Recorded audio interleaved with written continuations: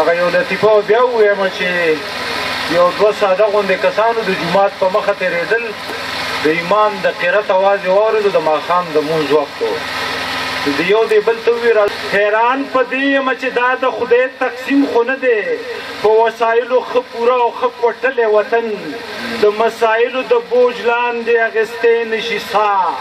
ما ته همزولي داسې وایي ستا فطرت باغي دی د خپل قلم څوکه په اور کې رانغاړلی شمه زما قلم که زما قام ته لمبې پورې نه کي زما قلم که زما قام ته لمبې پورې نه کي زه به یې مات کړمه چې نورې پاڼې تورې نه کي.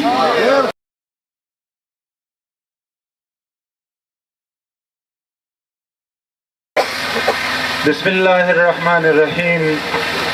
د حسن انتها د مینې زور د محمد صلی الله علیه و آله و اصحابه وسلم د زړونو په دنیا باندې راخور د محمد صادق دا مقام د بل انسان په نصیب چرته ته ګوره لور په لور او کور په کور د محمد ټولو ته د زړه د تل نه هرکلی ویمه ځکه چې شایق صاحب وي چې ته به راځې خو د قربانو په حیث باندې به راځې هغه یو لطیفه بیا ووایم چې یو دوه ساده غوندې کسانو د جومات په مخه تېرېدل د ایمان د قرت اواز یې واورېدو د ماښام د مونځ وخت و د یو دی بل ته وویل راځه چې د جمع کې شریک شو د جمع ډېر ثواب وي دواړه لاړه جمع وکړه چې واپس راوتله باچا چې ترغیب ورکړی و هغه شکر د جمع هم رالاندې کړه د جمع ډېر ثواب وي بل ورته یو که نه وي او درسونه هم کولی نو بیا رانه جمع تلې وه نو زموږ دغه حال دی چې دغه رنځورانو د معذورو عالمي ورځ چې وه د هغې نه پس زه بنو ته لاړم د بنو نه بیا ټل ته لاړم بیا پرون په ثوابۍ کې وم او کله چې د شایق صاحب هغه میسج راغی نو هغې راته خبره لږ اسانه کړه چې یاره که مکمل په دغه باندې نه نو که په یو جز باندې نو هم خیر دی نو بهرحال زما د نظم عنوان دی تپوس او لږ وضاحت دا کومه چې په دې تخبې کې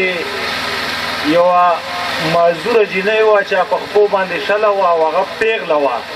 او هغه به د یو دوکان نه بل دوکان ته په توخېدو باندې تله او د بل نه به بل ته تله او خیرات به یې غوښتو نو په هغې باندې ما دا نظم ولیکو تپوس ما ته د لاس په تندي کېښودو حیران دې کړمه ما وی چې ته د جنت حوره دلته څنګه راغلې او بیا زما په دې سپېره مخ کې دې څه ولیدل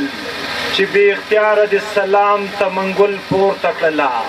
په زړه نری یمه ښایسته هېڅ د ټینګې نه یم په زړه نری یمه ښایسته هېڅ د ټینګې نه یم په زړه نری یمه ښایسته هېڅ د ټینګې نه یم خو ستا سلام باندې څه داسې تعجب یوړمه چې نه مې لاس پورته شو نه مې ژبه وخوځېده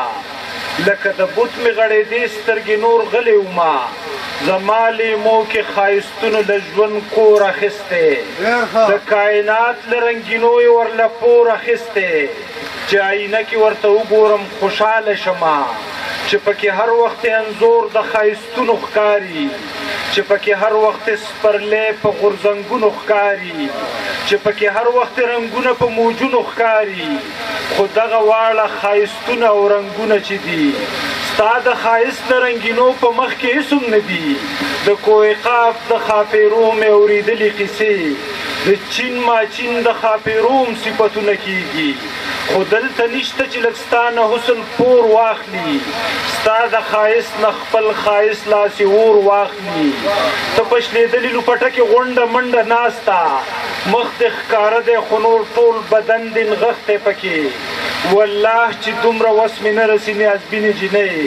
چې د په سرو زرو کې وتلم را خپله دې کم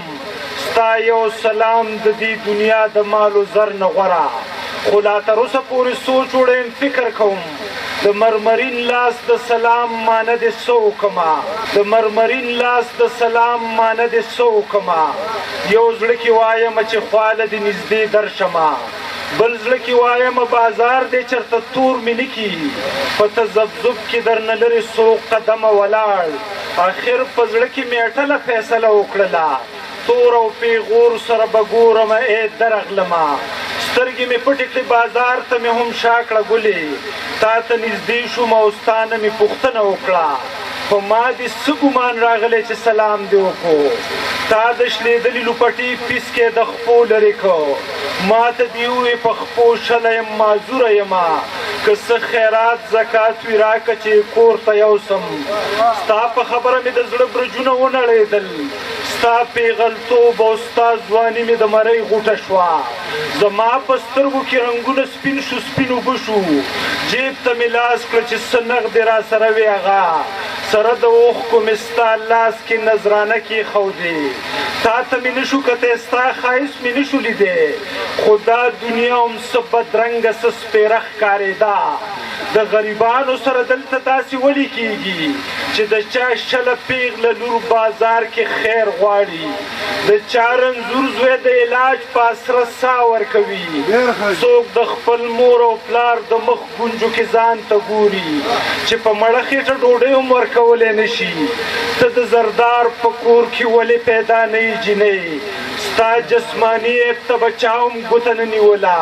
او ستا رشتې ته به هم ډېر ښکلي ځوانان چمتو وې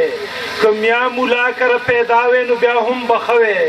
په کور دننه به ډوډۍ درله تیاره راتله چې د غریب کره پیدا یې نو خیرونه غواړې که میا مولا کره پیدا وې نو بیا هم به ښه وه په کور دننه به ډوډۍ درله تیاره راتله چې د غریب کره پیدا یې نو خیرونه غواړې حیران په دې یم چې دا د خدای تقسیم خو نه دی حیران په دې یم چې دا د خدای تقسیم خو نه دی په وسایلو ښه پوره او ښه کوټلی وطن د مسایلو د بوج لاندې اخیستی نشي سا حیران په دې یم چې دا د خدای تقسیم خو نه دی په وسایلو ښه پوره او ښه کوټلی وطن د مسایلو د بوج لاندې اخیستی نشي سا ما ته همزولي داسې وایي ستا فطرت باغي دی نه مې فطرت باغي دی نه زما قلم باغي دی خو د حالاتو مجبوري مې بغاوت له بیایي زه به د درد هر یو تصویر تر کمې زړه کې ساتم د بغاوت رنګ به راسپړي چې قلم له راځي زمونږ د ټولو په بدن پورې جوړې نښتې زمونږ وینې سکي تر اوسه یې لا خولې خښې دي 2% خلکو وخوړل کروړونه خلک یعنې غربت په دې شتمن وطن کې څنګه راغی د قام دشمن د وطن غل کړي عیاشي او مزې د قام ناموس د وطن لور معذوره خیر غواړي ای زما خورې شلې خورې ملامته دې کړم هېڅ وس مې نه رسي قسم دی چې سرښکته دې کړم د کوم واکدار خواله دې بوزم او سوال ترې وکړم چې ستا په سر باندې یو نوي لوپټه خوره کړي چې ستا د ژوند د تېرولو ضرورت پوره کړي هغه واکدار چې زړې ښځې هم جونه ښکاري هغه واکدار چې زړې ښځې هم جونه ښکاري خو د پردي شراب شباب په نشه مست پراته دي تر څو چې دا نظام د ظلم اوړېدلی نه وي تر څو چې دا سړي خواره ماړه په خاورو نه کړو ای زما خورې شلې خورې نو تر هغې پورې زه ستا د حق تپوس د چا نه هم کولی نه شم د یو ظالم ګریوان تر لاسو مچولی نه شم که څه کولی شمه دا قدرې کولی شمه د خپل قلم څوکه په اور کې رانغاړلی شمه